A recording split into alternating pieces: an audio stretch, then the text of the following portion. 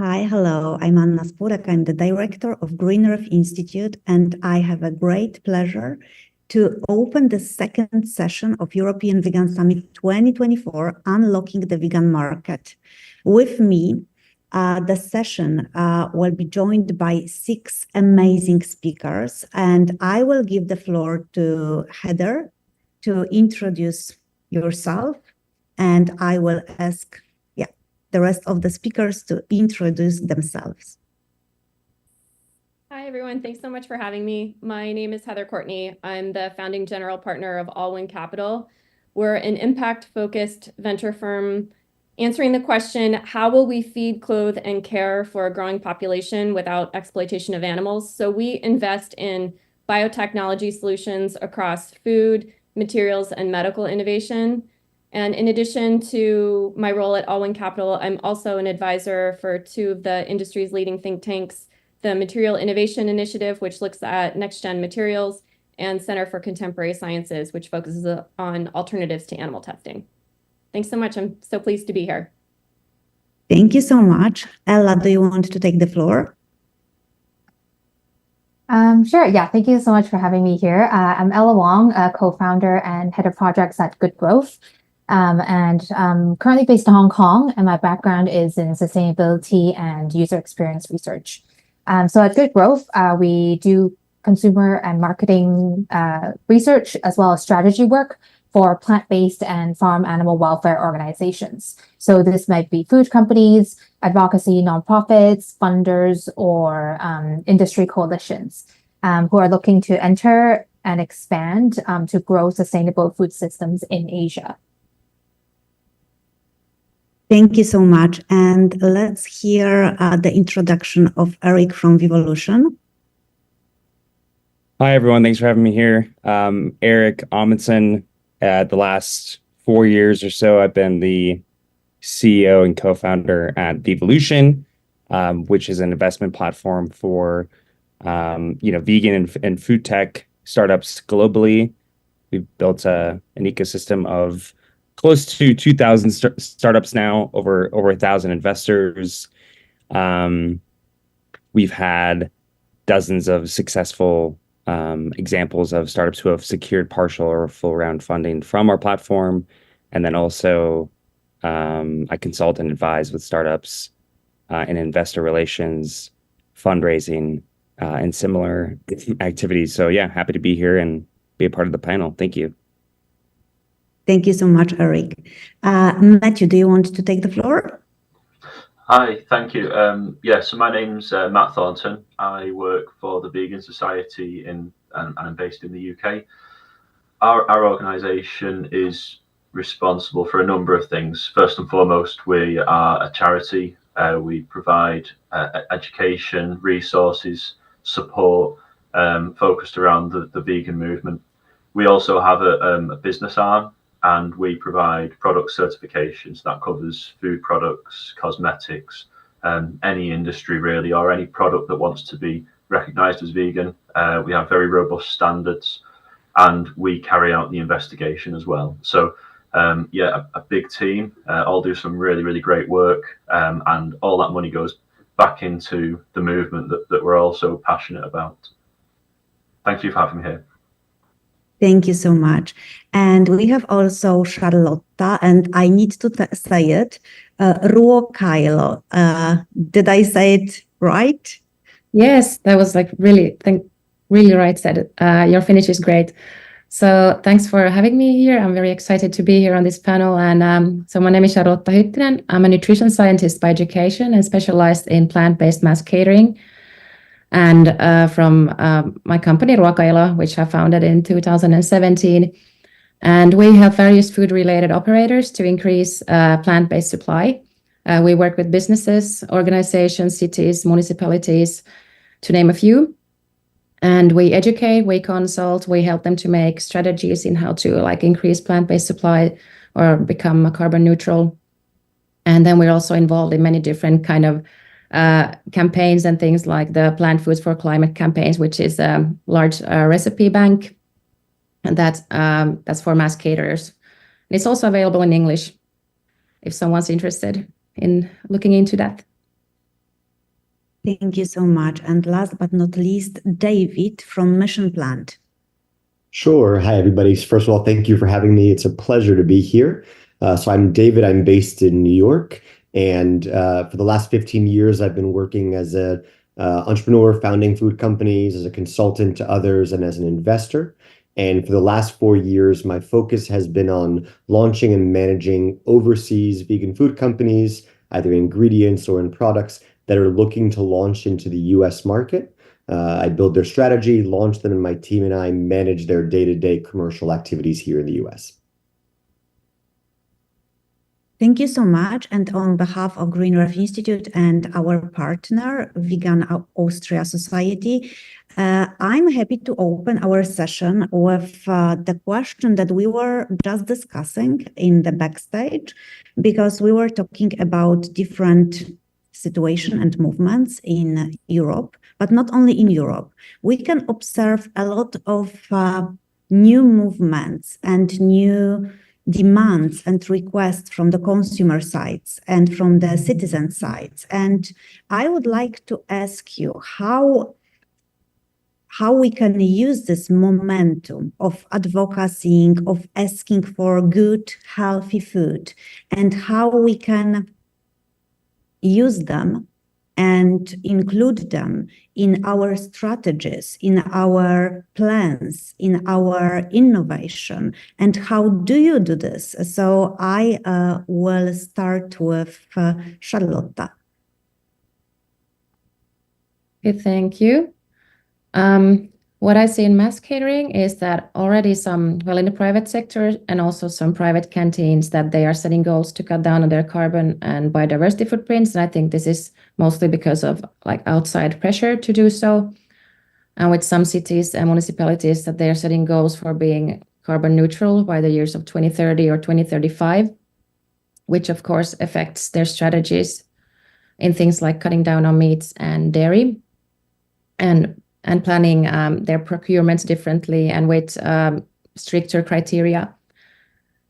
And I also see them starting to utilize these green actions more in their marketing to some extent, but maybe they still do it quite cautiously. And I think this is something that like the public could definitely be like, will ask more of them. And nudging is definitely becoming a popular strategy. And also partly because it creates savings in food costs, but also because I think, well, at the same time, I think that the caterers are a bit afraid of making more, let's say, more bold nudging, implementing more bold nudging methods, like, for example, using red lights when communicating about the biodiversity or carbon footprints to their clientele. And I would say that depending on where you are, this might be things that you can witness already, but in the future, I see that these are like taken to a larger extent and maybe more boldly. And I think that that's where, well, organizations and activists could definitely help. And I think that caterers will have in their food production softwares that they now use, they will have in the future maybe like better tools to assess carbon, biodiversity, or water footprints. And hopefully they will start communicating these to the public as well. Thank you so much. So Charlotta, you said climate, biodiversity, emissions. David, do you see the same trend, the same request? And is it based mainly on climate, biodiversity, nature? Certainly. So if you in the industry that Charlotta is speaking about in particular, around higher education and around more progressive corporate offices, you do see the large contractors making very large and aggressive commitments to change. They were largely motivated by early, motivation from from students. But a lot of them are not meeting their goals and are setting lofty, aggressive targets they can't actually hit. And I think there's a risk there that at the end of the day, they're going to have to walk them back and they will stop being as aggressive in their efforts. And so we need to figure out how to help them solve for those. when it comes to mobilizing the community and consumers to making a difference, early on in the US, when we had the first few companies really coming to success in plant-based in the US, companies like Gardein and Daiya, we implemented a lot of strategies that we'd all utilized in the animal advocacy world into those businesses. So for example, at Gardein and Daiya, we had menu cards, a card that you would leave with your bill at the end of the meal to say, thank you so much, and when we were at the advocacy organizations, we'd say, I love my meal, but I would have loved it more often if you had more vegan options. Please contact this place for a starter guide, for a recipe kit, for whatever. Here it would say, thank you so much for my meal. I wish I could have had dish X, but if you'd made it with Gardein, it would have been something I could have purchased. Please contact this person to find out where you can buy their product. And so we did implement some tools like that, and we found success that way. And there were other things like that where I saw, the Humane Society or Farm Sanctuary and other groups would send out an email announcing the launch of a product on a menu or at a store. And so we did have more integration between the nonprofit world and the business world. What I've found more in recent years is that we haven't been doing as much of that because I think we didn't do as effective a job as possible of helping to train the advocates how to communicate what needed to be communicated. So I think we have these amazing, this amazing army of passionate volunteers and advocates who want to support this and recognize that expanding food options is one of the greatest ways to promote a more ethical world. But we're not teaching them on how to communicate in the language of what the businesses need to hear. And so we're sending them out there without that support. And I think companies pulled back from engaging advocate consumers for that reason. And so I think the next step is say, let's go back to utilizing this base of passionate people, but let's do it with a list of talking points for what do the businesses actually want to hear, which is going to motivate them to carry those things on their menus or in their stores. And it's not coming from a place that's going to seem hippie, judgmental, angry, or non relevant to the business. Thank you so much. It's very interesting. Heather, what could you add to this? What is your experience? I think messaging is super important. And I mean, as David said, conveying inclusion when you're talking about food and things that people have very clear ideas about their identity. And a lot of times food is linked to culture. And so to be really clear about messaging is important. I think the idea of labeling anything vegan now has sort of more of a negative connotation, whereas plant-based or climate friendly is more inclusive. So I think that rather than focusing on, sort of segmenting society or segmenting consumer bases, being more inclusive in our messaging is really important.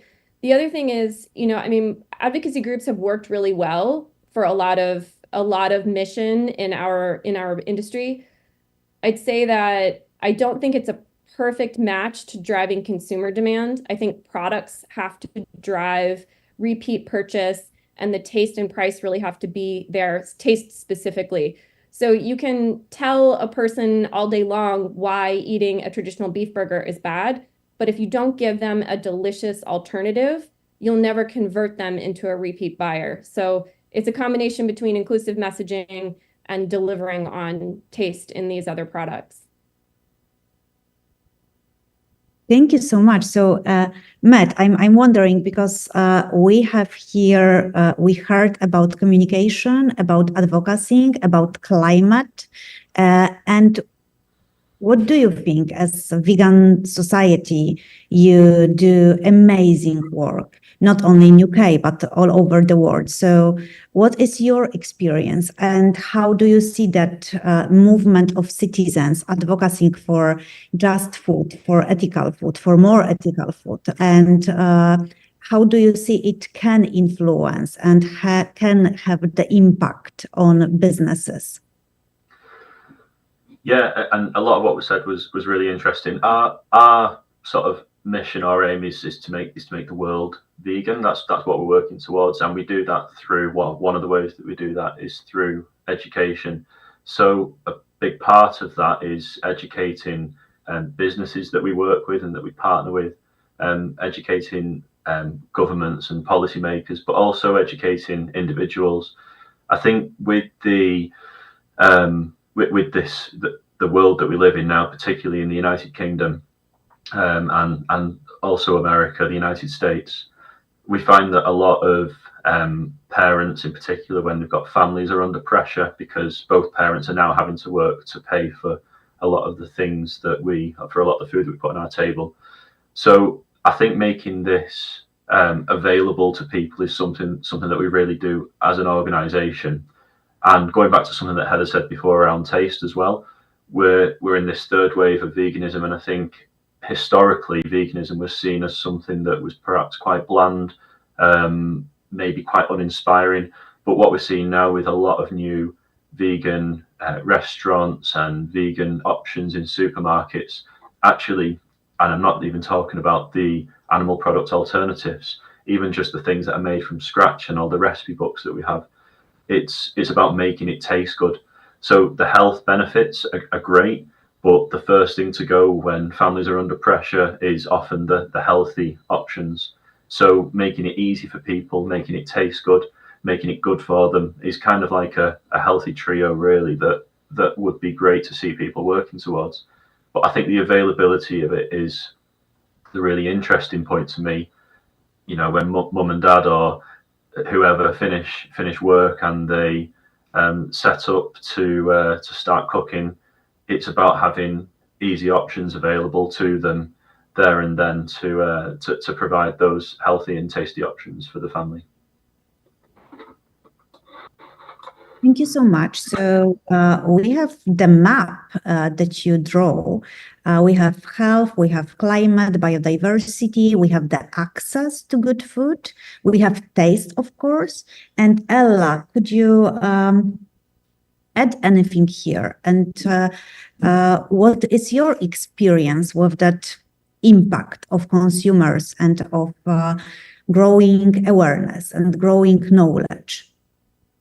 Sure. Yeah. So our work has mostly been focused on China and Southeast Asia.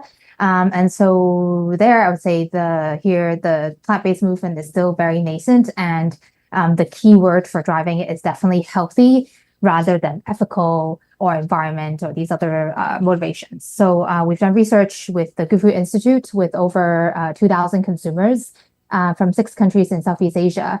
And it's shown that health is the main motivator for people to try this newer type of plant-based meat. And health-related reasons like improving cardiovascular health, weight loss, digestion were actually in the top 3 for those who were even considering general meat reduction. So yeah, while many of you might know, there is a long history of plant-based food across the region. This actually also poses a challenge because we live in a modern world. So someone with a lower income, and a lot of countries in the region are developing economies, you don't really want to be eating more tofu and tempeh because it is what you're eating already, or it's seen as food to eat when money is tight. Also, healthy food is seen as more expensive, and the alternatives these days, and especially in cities, are kind of Western meat-heavy fast food. And with that, for lower income population, but then for middle, upper income class, even though for them, they might acknowledge that, yes, a meat-heavy modern diet is not great for one's health, and that they would think a lot more about health in terms of why they might want to then reduce meat. And so for us, we think that it's important to really segment your audiences and find the right messaging to appeal to different people when you talk about plant-based food and diets. Thank you so much. And Erik, do you have anything to add here? Because we have the map of challenges, we have the map of benefits from the vegan food, we have consumers, we have taste, we have the access and price. What about your experience? So I'm based in Colorado, which is in the middle of the US. And I've been plant-based myself for several years. And Colorado is a kind of a healthy eating community, healthy food, or the drive from consumers to have access to healthy products or innovative, clean labeled products and ethical food and plant-based options is not new. It's something that's, I think, been pretty strong here. I would go back to kind of what David was saying, where when the plant-based industry, several years ago, when some of the first companies were starting out, there was a lot more maybe consumer advocacy in those brands communicating with consumers about their choices. In Colorado, we have small local businesses that are creating vegan products that maybe will do a little bit more of that messaging. But then we have larger startups, like, for example, I'm not associated with this company, but a company called Meaty in Colorado. They created a whole cut mycelium product. And their messaging to consumers is around, this is a mushroom product. It's a clean label, healthy product. They don't really have any vegan messaging at all. And from talking to people who work there or other consumers who consume the product, like, they don't think of it as necessarily of this like vegan brand, right? It's more of this clean label product. And then I think we also are seeing some of this corporate interest and investment maybe that we didn't see several years ago as well. So in Colorado, we have one of the North American headquarters of Danone, which is, one of the largest dairy companies in the world.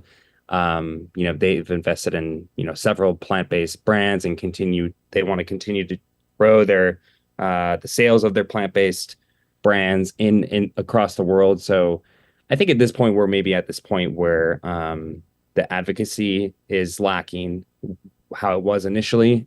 I think what David commented on, excuse me. And,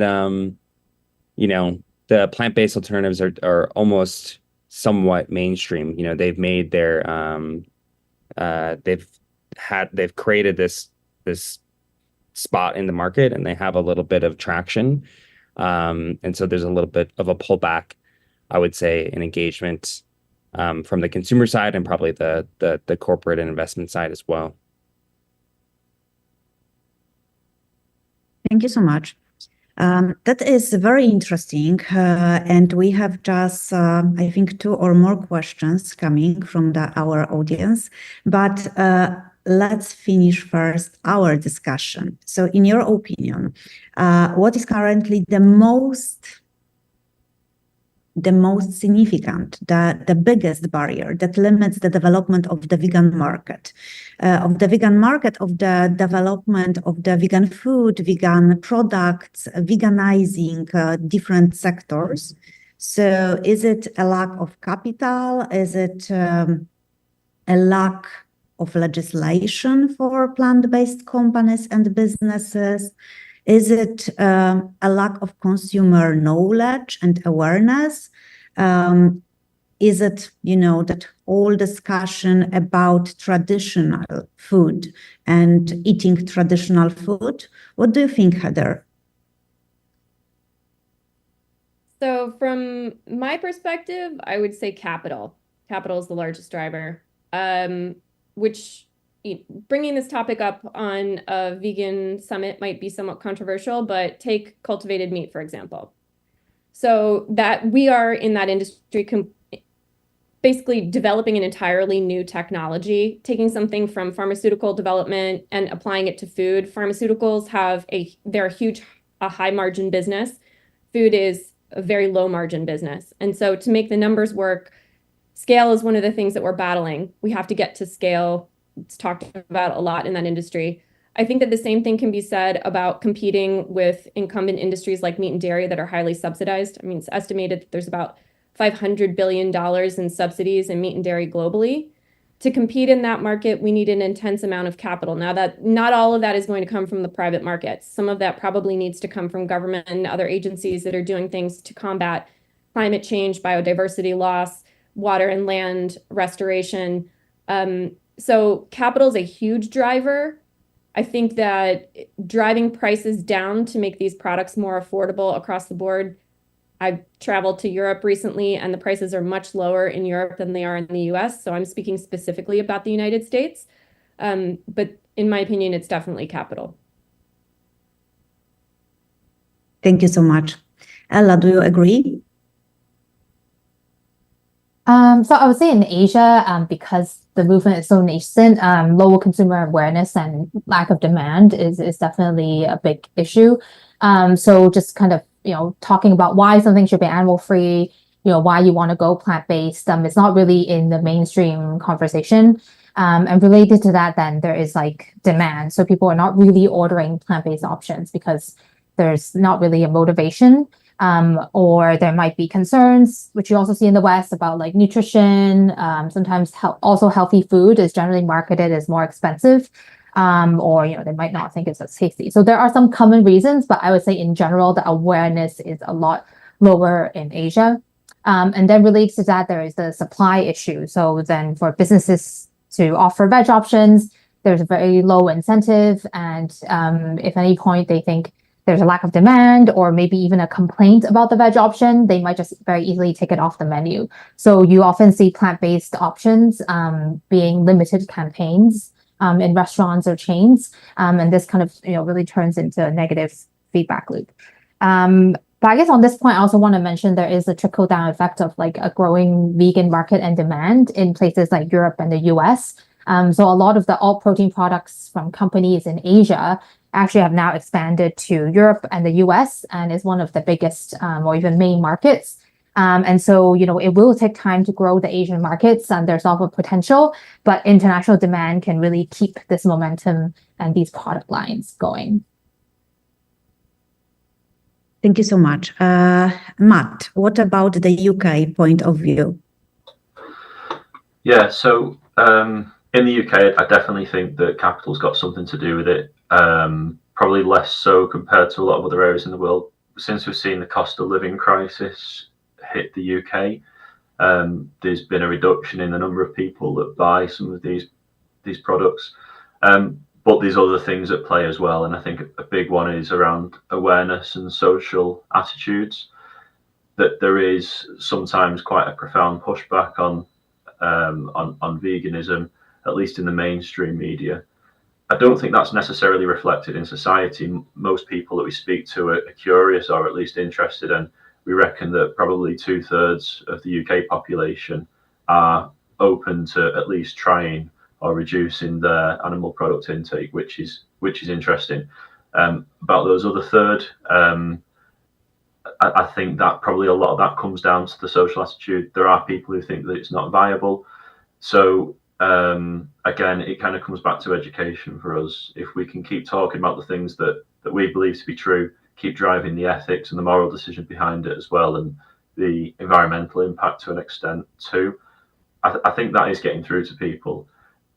One positive way of looking at this is that if we go back 5 or 10 years, it's quite, well, what I should say is it's quite easy to compare the industry to where we were 4 or 5 years ago, when we saw a massive increase in the number of animal product alternatives coming through. But if we go back 10 years, I mean, we've come along so far since then as well. And although we see some peaks and troughs as general trends, that's pretty normal. And I think some of the media pushback that we sometimes get with the movement as well is quite normal for a lot of ethical movements, and just something that we have to kind of ride and just appeal to people that they want to be healthy, just want to eat good food, but that they can create new habits with the family so they can still have those good wholesome foods at home. So yeah, and I think in terms of going back to the media, I think they play a really important role in driving the narrative in a positive way as well, which would be really nice to see some more of that coming through, so that it kind of reflects what the consumers actually feel and think, and let them be the influencers of what we want to see. Thank you so much. So we have capital, we have consumers awareness, we have education and media. Charlotta, do you want to add anything to the list? Yes, I would like. I agree with Matt and Heather that we need capital. I think we have quite good awareness, especially in Europe. We know what needs to be done in all different areas. What I think we also need is lack of implementation. So we need to implement more what we already know should be done in all different areas. One thing I think a huge thing that could play a part in increasing the demand of plant-based products is that supermarket chains would take the same profit margin from both plant-based and animal-based products, because now we know that the profit margin is quite much bigger in plant-based products, and or even to have like a higher profit margin for animal-based products compared with plant-based. That would also, of course, affect the supply and demand. And I also think that we need financial support for both agricultural and export subsidies to support both like the plant-based production and markets.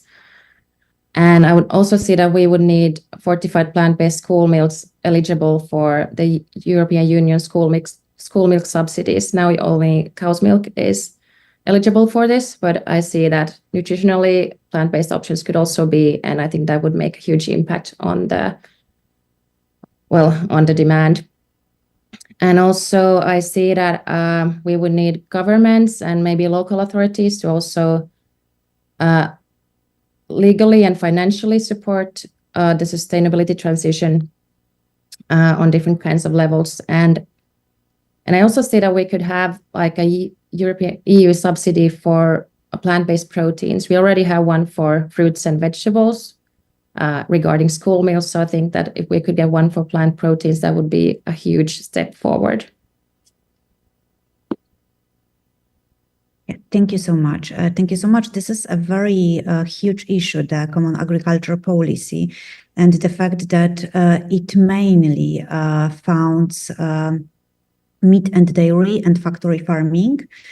We have been observing and monitoring this founds in Poland. Unfortunately, mainly factory farming, animal-based products, and as you said, Charlotta, EU school scheme. So the part of common agriculture policy founds milk, but only dairy milk, no plant-based alternatives. So I would give the floor to David because we have a map of different barriers. So from the government, EU institutions, capital, consumers and awareness, the lack of education, also the education in schools, like a climate food education. David, do you want to add anything on the map? I would just say that one of the challenge I see is that consumers are not motivated to make dietary changes always for the same reasons that we are. And I think that for years now, alternative protein and plant-based companies have been advocating for their products with their being plant-based or not the animal-based as the leading differentiating attribute. But for most consumers, that's not in and of itself a motivation because they have not changed their behavior. And so if they felt that way, they might have already changed their behavior. So our trying to convince them that our reasoning that it's not animal is good enough is not very effective. But in almost every single animal product, there is a vulnerability of something it doesn't achieve as well as it could, or that they don't like about it that we could be exploiting. So eggs are hard to cook without overcooking. Milk is high in saturated fat. Beef is high in emissions.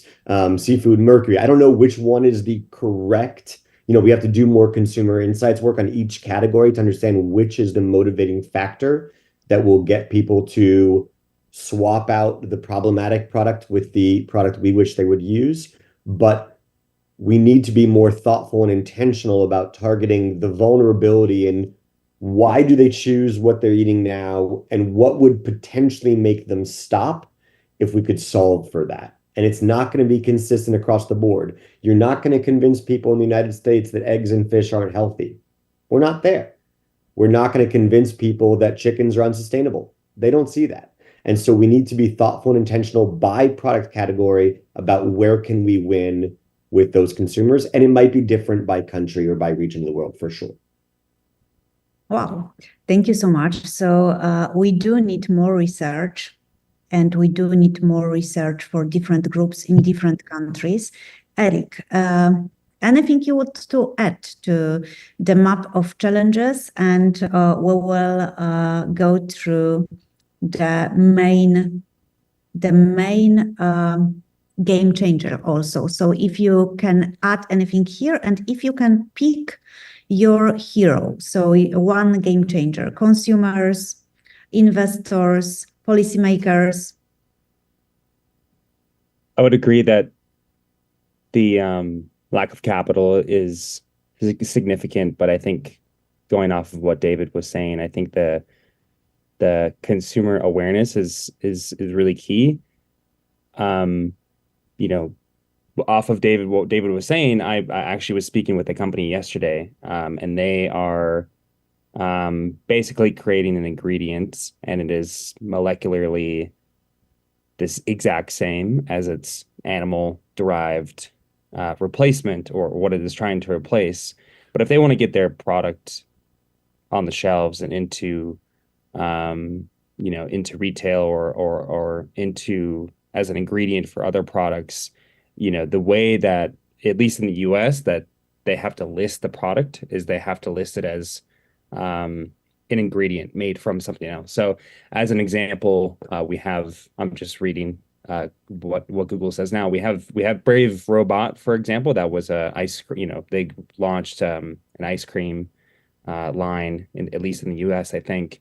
And even though that their protein that they used, which was a whey protein, it was the same molecular structure as whey protein from cow's milk. On the product, it was labeled as non-animal whey.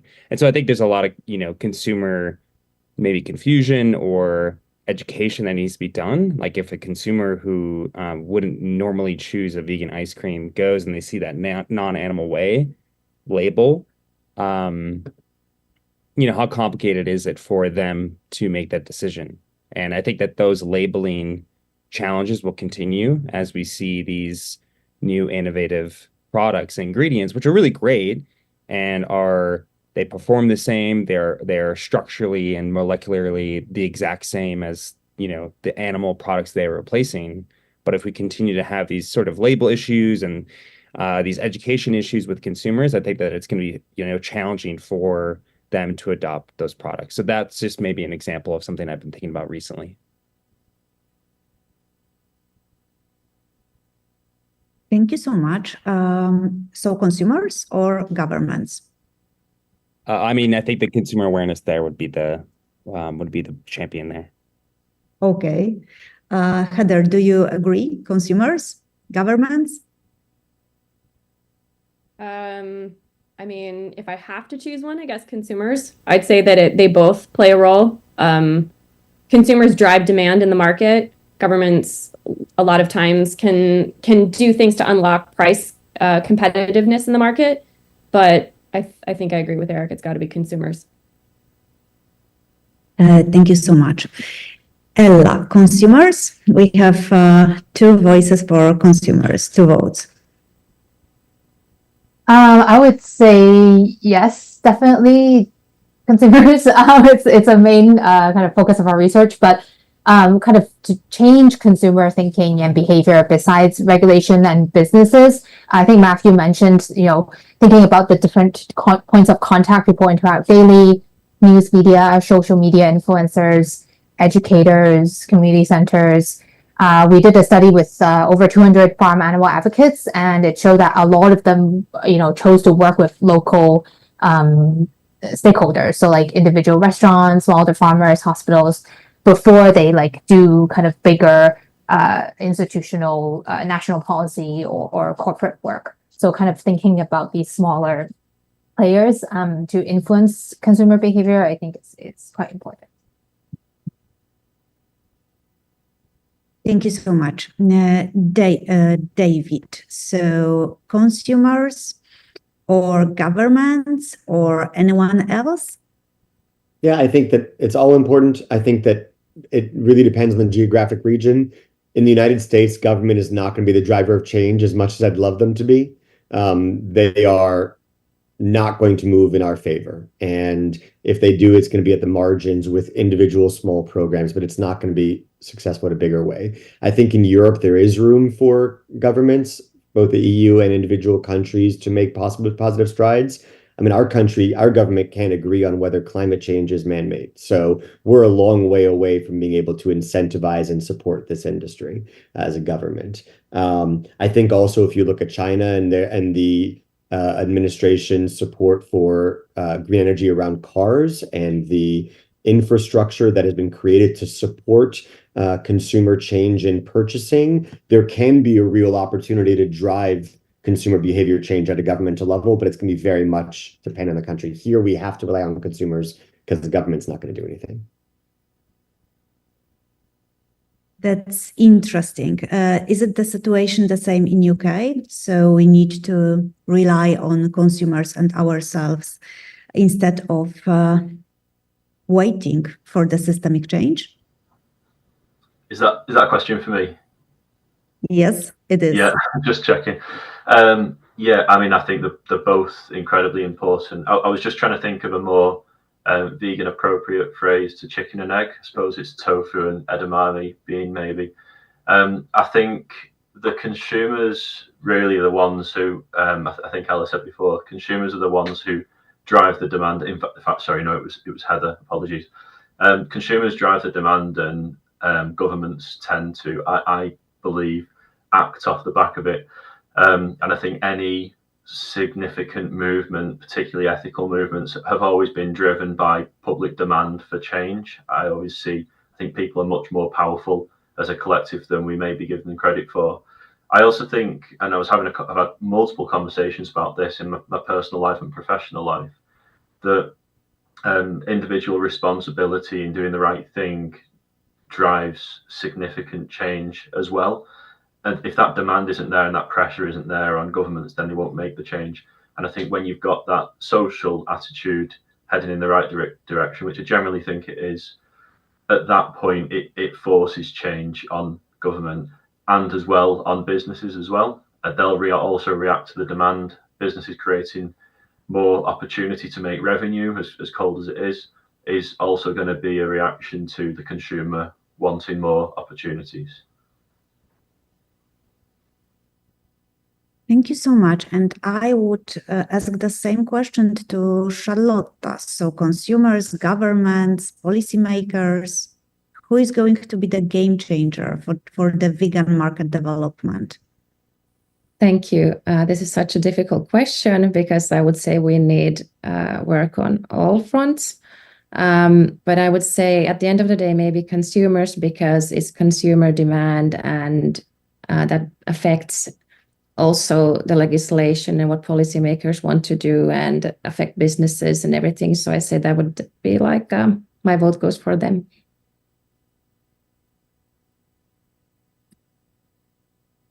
Thank you. Thank you so much. And because we have only 30 minutes left and like 20 questions on chat, and David was doing some requests to respond to all questions from the chat, of course, and to pick the best questions from our package. So I'm thinking I can see the map of challenges, and you showed also the map of game changers and citizens, consumers, the critical mass of people who will drive the change and who will lead the change.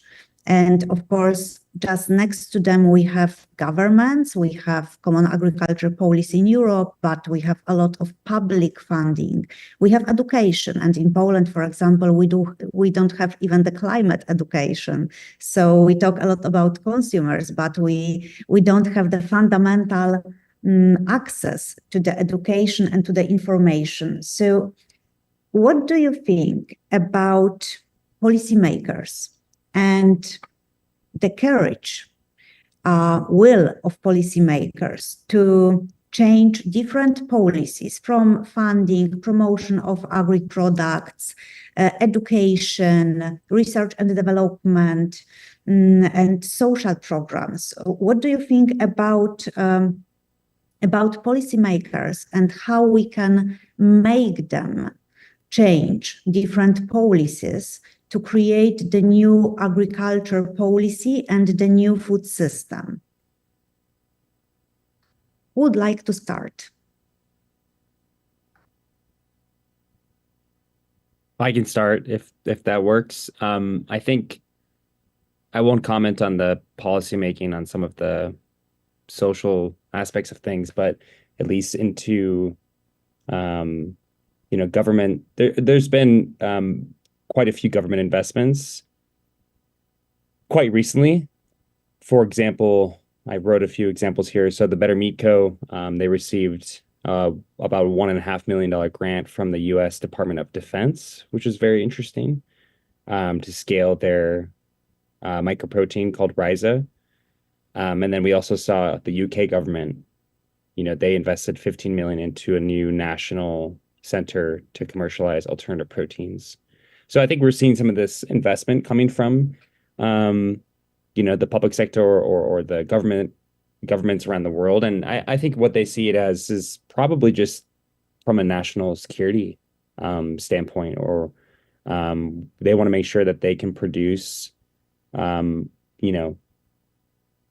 export their own food and not be so reliant on other countries or like the global, world trade if they need to, as we get into the future. So I think some of this news of investment from the government is very positive and a very good sign, at a time when, maybe venture capital isn't as strong as it was compared to even 2 or 3 years ago.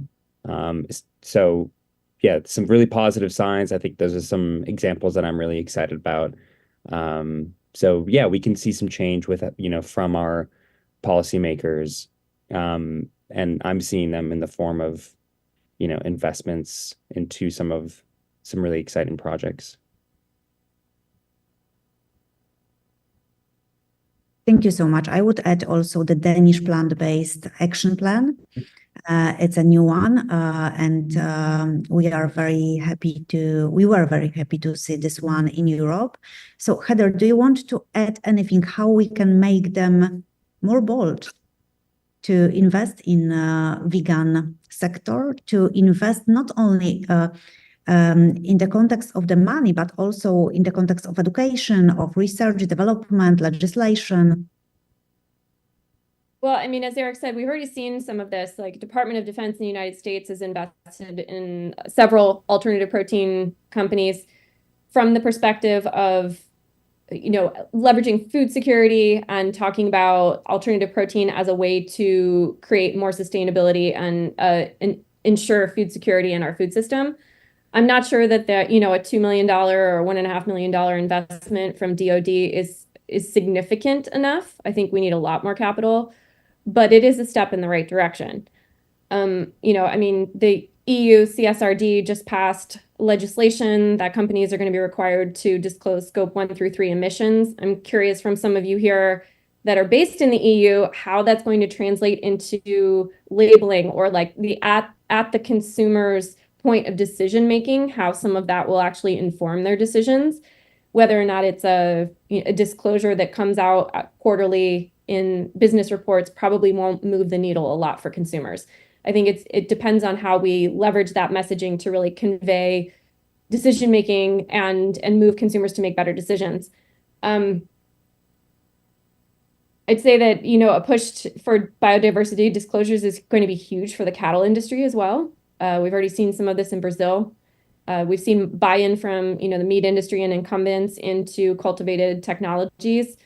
But again, these are small amounts for organizations and for governments that have a huge amount of capital at their disposal. And it really comes down to policymakers are in office at the behest of voters, right? So if consumers consistently make their voices heard, I think that will go a long way. But we also have to get across the aisle and work across, not just political bodies, but in the United States, both Republican and Democrat, everybody has to be on board. It has to be more than just a political divisiveness. We have to work across the aisle. Yeah, thank you so much. I would comment on the directive because we were asking the 5 main retailers in Poland about emissions and scope 3.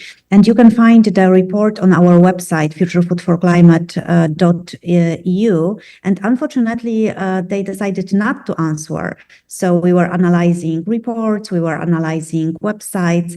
And the thing is that this is the directive, so it's more general law, and we need to transit it into the Polish legislation and EU member states legislation in 2 years. So we will see how it's going to work in the next 2 years. And unfortunately, it's a long time. I heard also about the regulation of on the products that can cause deforestation, and this is the regulation of European Commission and European Parliament. Very interesting one, and I definitely recommend you to check it. Unfortunately, there is huge opposition from the EPP party against that regulation. So we can see, as you said, Heather, small steps in the right direction, but they are still small, and there are still a lot of opponents from different sides from the political scene. So what about UK point of view? Again, Matt, can I ask you, what do you think about the policymakers, politicians, and how to make them more bold? This is probably right on the boundary of my area of expertise because I'm in the sort of commercial environment, so I work more with businesses, and I'm in touch with consumers as well because they react to them. I could have an opinion, but I think there's probably people in the room that are much more educated on this and involved in it day to day. But I think that policymakers, as we said before, ultimately react to, particularly in the political world that we're in the UK and the United States, it's quite polarized. So they're going to react, generally speaking, to consumers and consumer demand. I think normalizing this across the political spectrum is really important, and making sure that it's seen as a normal food option and not something that's unusual or taboo is probably going to take away some of the edge of the conversation as well. In terms of how to make them more bold, I don't know because I don't operate in that sphere specifically, but I'm more looking at it as somebody who contributes to the conversation from a consumer point of view. Thank you so much, Matt. Anyone would like to answer this question? I have a couple thoughts on it. Prior to my work in the alternative protein space, I was actually a lobbyist. So I did a lot of work in this particular area. In a country as large as the United States or other countries where there is a federated system, where there are a lot of localized smaller governments, I think it's really looking at all levels of government to understand if there are smaller regions where you can have greater impact. So for example, in New York, the city administration of the mayor is very, very supportive of plant-based. And so we've seen them take incredibly bold steps to make the food in a lot of the public institutions plant-based, and to require, for example, every Friday in schools is now plant-based, and a lot of the procurement for even prisons and, all of the different city institutions are plant-based. In hospitals, the default meal has to be plant-based unless you request the meat. So we've seen unbelievable strides, and now we have other municipalities, because New York is seen as a real beacon of strength for being so big. Other municipalities are coming to the New York City government asking, how did you do this and how can we implement it? And so looking at the local and regional level to see if there are governments that are favorable and that would do things that could be tangible and influencing the local population or could create good examples for others is really important. The second thing is recognizing that we're not powerless. What Matt and others were saying about, what Matthew and others were saying about the influence of consumers is so big, because at the end of the day, when I worked in legislators' offices, we believed that every phone call we received or every email we received was representative of many, many more consumers who we weren't hearing from, because you're only getting so many messages. And so we would count literally every postcard would be, okay, this is probably 100 people. This is probably 100 people. So if we had 50 people who would write on something that was actually really impactful, and they are responsive. That said, I think we need to be really pragmatic and focused on actionable requests. If we just send a letter angry about why there's not enough vegan food in the world, they can't do anything about that. But if we say, hi, I noticed that you are responsible for, you have a certain amount of money that you as a legislator are given in grants that you can spread out to your community. It'd be great if you could give some to this nonprofit that's doing work to educate kids about eating and growing vegetables. That's something they can tangibly do, right? So at each level of government, understanding what they influence and where they can spend their time and dollars would be really valuable. Lastly, just to speak about what's been brought about government funding programs, I think one of the reasons that's so important that government funds specifically innovation is because for years now, venture capital has been funding it, and it's a mistake. It's not that I don't want it to be the case, but it's not reality. Venture capital funds are set up to operate for a limited number of years, and they have investors who need to get their money back. And for that to work, they need a company to sell within a certain number of years to get their money back. And usually, if you're investing in research and development in the beginning stages of a company, it's going to be a couple years until that company commercializes, and they're not going to grow big enough soon enough to sell the business to be able to recoup the investors' money. And so the investors are not aligned with the interests of the company if they're investing in research and development. In pharma and public health issues, we have government support to fund public health crises at the innovation level, and then companies fund through venture capital or through outside private sources, the commercialization and the scale. That's what we need here. And so when we're advocating to governments why it's so important that they invest, it's because they're the only ones who are able to invest with the long horizon that we need, because private sector can't do so profitably, and therefore they can't do it. Thank you so much. That sounds very interesting, and I think that we have all a lot to think how we should advocate, how we should raise the awareness of consumers, how we should work on our advocacy with governments on very different level. And I need to ask this question. What do you think the vegan market will be like in 20 years? And we can start with Heather.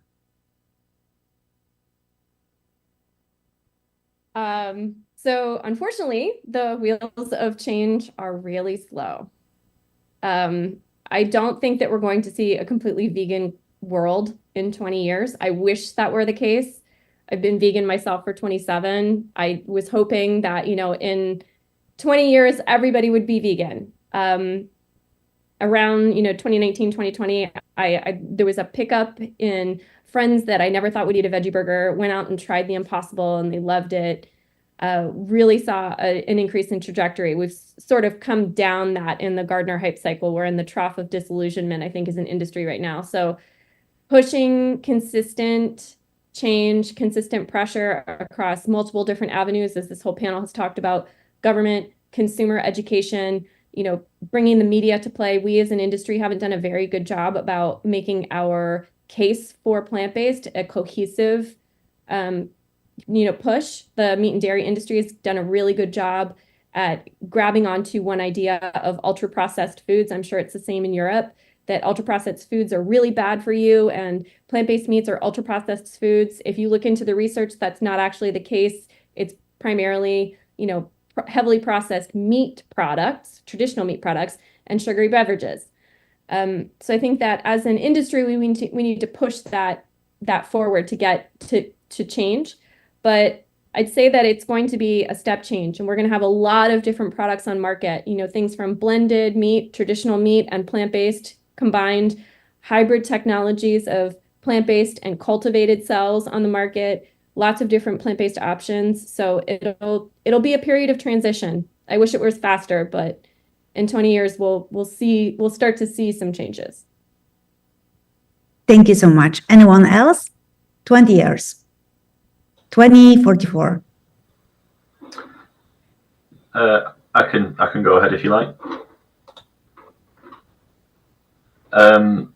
Yeah, I just something that David said before actually around New York City. So I was there last week for an event, and it was quite an experience seeing it. Probably 15 years ago to the way things are now is quite different. At this event, I was inspired really by some of the movements that have been driven by the local government there that David touched on before. We had people from schools, prisons, hospitals coming in and talking a lot about how they just said Friday is just plant-based day. They just serve plant-based or vegan meals on a Friday. I asked whether there was any pushback on that. I couldn't quite imagine introducing something like that in a school here. This is very, very anecdotal because it was two people that I spoke to, but they kind of dismissed the idea of any pushback at all because they just said, well, that's how it is. Now, I'm sure outside of that, there definitely has been some pushback. The US isn't entirely different to the UK. But again, it kind of goes back to what I said before around normalizing this. Every single one of us, even those of us that did eat animal products, had vegan products of some type. I mean, we've all eaten a lettuce leaf, I'm sure, and that seems completely normal to put onto your burger, for example. But there's something really taboo to a lot of people this day and age about going for a full plant-based or a full vegan meal, even if it's just one meal. And that to me seems, maybe it's the position that I'm in, somewhat nonsensical. And I think if we can see sense in that conversation and we can move people into a point where they are a bit more conscious in the kind of conversations and the comments that they're having, that they're making, that I think is what's going to drive the real change. And that comes through education and nudges that we've heard about as well in this, and local governments driving initiatives that are predominantly focused probably around health because of some of the things that are happening in the world. My hope is that in 20 years' time we have a vegan world. That's probably agree with Heather that's probably quite optimistic, but it needs people like us to drive that. Realistically, I think if we can have a normalization of our institutions providing vegan meals or plant-based meals, whatever you want to call it, a few days a week where we don't see that pushback, that would be really healthy. And then if we can start to have some honest representation of the industry within the media as well, I think would really help us there. Thank you so much. Charlotta, do you share this dream with Matt? Well, yeah, I share it to some extent. And well, I think what the vegan market will look like in 20 years depends on where you are. But on behalf of the Nordics, I think we are quite forerunners in this already. Like New York, I think we, at least in Finland, we have had like one plant-based day a week in schools and daycare, I would say maybe for almost 10 years now, I think. But what I see would happen in 20 years in the Nordics is that I would say plant-based would be the default option, especially in public caterers, and animal-based would be the side plot. And I think that consuming red and processed meats might be associated with some degree of stigma, like tobacco smoking is today. And I also see that maybe the risks associated with consuming animal-based options are also more widely communicated to children in, let's say, school books and education, the same way that we talk about recycling nowadays. But I see that maybe like meat and dairy would get like the same degree of attention in educational materials. And in public mass catering, I think we might not see red and processed meats anymore on the menus in 20 years, at least not in the Nordic countries. And maybe there might be some affordable lab meats by then, I don't know. And I also see that food ethics would play an increasing role in the discussion. Maybe it's not such a taboo subject anymore. Thank you so much. So Ella, I will ask the same question to you, and I will slowly shift also to the questions from our attendees. So first of all, the vegan market in 20 years. And after that, I need to ask you the question about the dairy as a staple ingredient in Asia. Even food lactose intolerance is much higher in that area.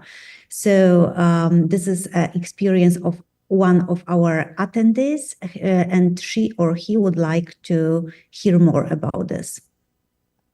Sure. So yeah, I'll just definitely say optimistically, I will share the same vision of animal-free food system. I think in Asia, realistically, it would be great if in 20 years a vegan option is on every menu, and that the idea of animal-free in things that we use, that we eat, becomes mainstream, or that it is in mainstream consciousness. So I think we've seen that in Asia for cosmetics, for example. There's a lot more like vegan branding. People do see the benefits of that. So potentially, I feel like there's some opportunity maybe to do some like collaboration, education there. I know we didn't get to talk about that. And in fashion as well. And I would think food might it will take a little bit longer to get there. Sorry, the question about dairy. Yeah, so we don't do research in South Asia, but from my understanding, definitely not an expert on this. There's more resources you found online. There's definitely a religious and cultural element to dairy consumption. And so that's part of the reason why it's still very popular in places in Southeast Asia.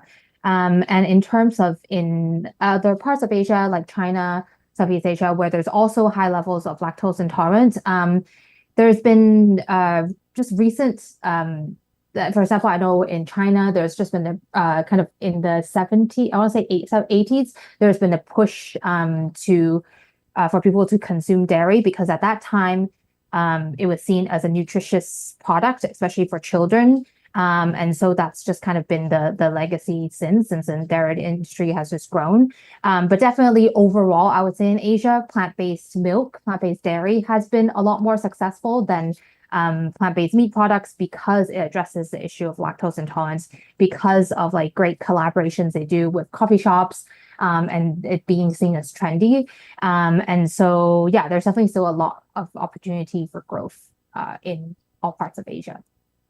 Thank you so much. So the second question is about the data about vegan markets across different countries, and also the trends, these markets across the years, to understand if there is an actual growth is sales, and also to understand where is the best trend to try to investigate the base reason for it.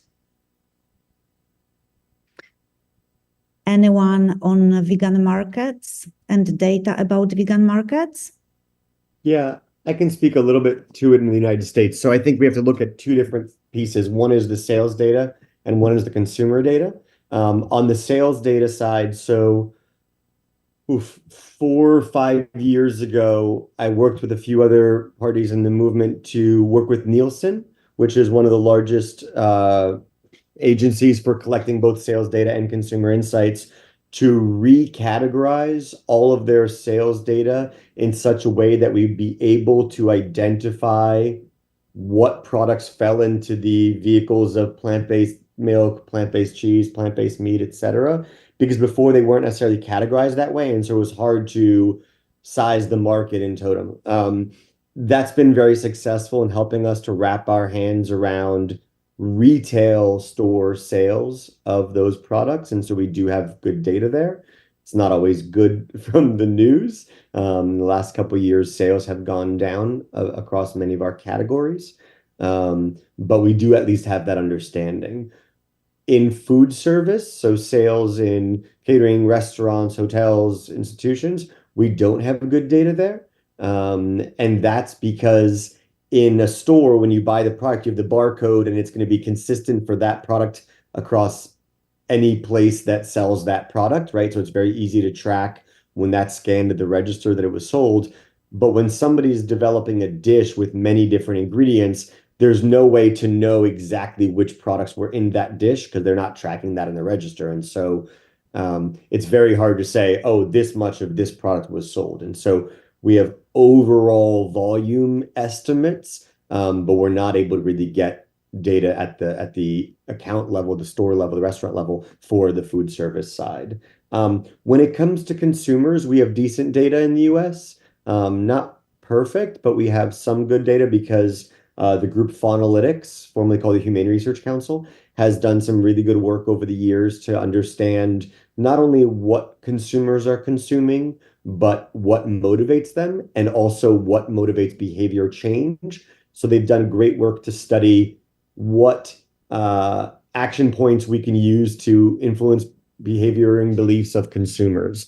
This worked around like adopt, don't shop for dogs and cats, but also around getting people to change their diets. I think there's a lot more research needed, and a lot of that comes down to funding. Research costs money, and somebody needs to fund it, and so we need parties to do that. But there's a lot of opportunity there. I think the UK has some really great research, and so I don't want to, I can't speak for the rest of the world, but that's been the story in the US. We didn't have good data until recently. We're starting to get it now, and it allows us to make better decisions. Thank you so much. So Nielsen, Faunalytics, and I can add that we are going, as Green Left Institute, we are going to do some research on consumer behaviors in the group of very young people, 14, 15, 18 years old. So, but Wow. we need to, we need all the time, as David said before, we need to think about the country, age, and the access to the food, and of course, the wallet. So the question from Janet: can meaningful change in the vegan market happen without legislative reforms? Do you think the vegan industry can thrive without stricter regulations that support plant-based innovation and limit high-impact sectors like industrial animal farming? Who would like to take the floor?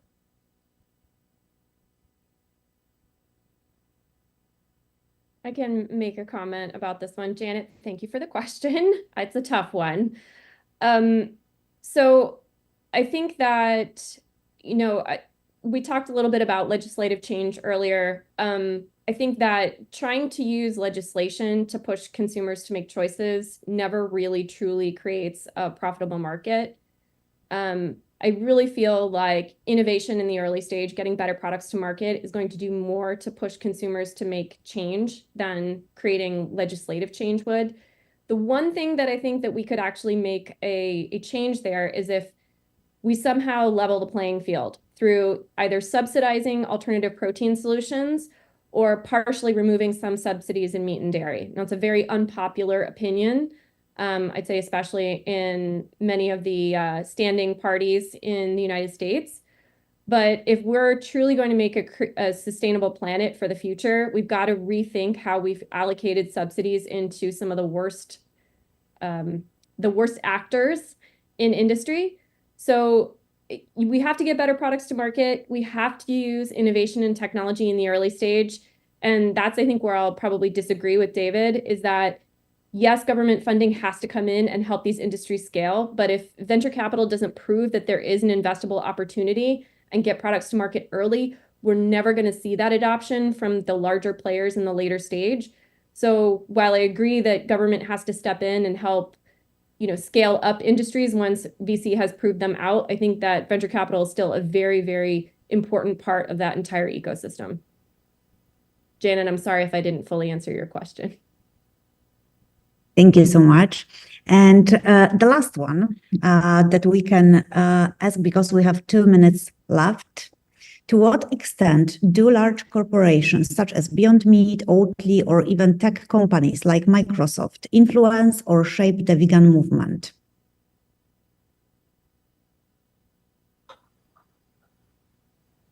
Anyone would like to talk about Beyond Meat, Oatly, or tech companies like Microsoft influencing or shaping the vegan movement? I can try on this one. Again, it's I mean, I'm not a spokesperson for any of these products, and we don't endorse any of their, as an organization, we don't endorse any of their practices, the good or the bad.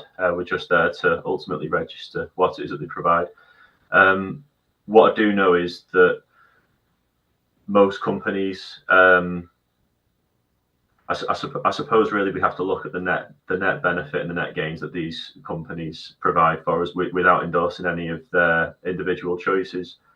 And do they take away from dairy products when our consumers are looking for an alternative? And the answer is yes, ultimately.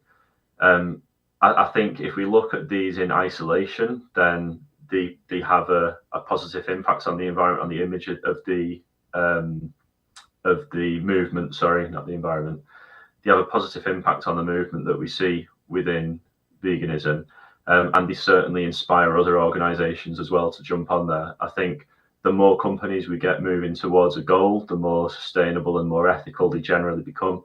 And I think just like the capital market, having a lot of options is always a good thing, and it usually takes one big player to kind of inspire that movement as well. So again, that's through more of a commercial lens, I suppose, which is my job. I don't know if that offers any insights onto that at all. Thank you so much. Thank you so much to all of you for being with us, for joining this session. It is a lot to think, it is a lot to plan, it is a lot to improve. And I think that the most important thing here is the word consumer. I like more citizen, as a person in the food system. The access to good food, education, funding, and the will of governments, European Union, United Nations, governments to support the plant-based transition and the food system transition. So thank you again for being here, for joining the session. Thank you on behalf of Green Earth Institute, of our partner, the Vegan Society Austria. Thank you so much to our amazing attendees, and see you in the third session today at 7 p.m. Brussels time. Thank you so much.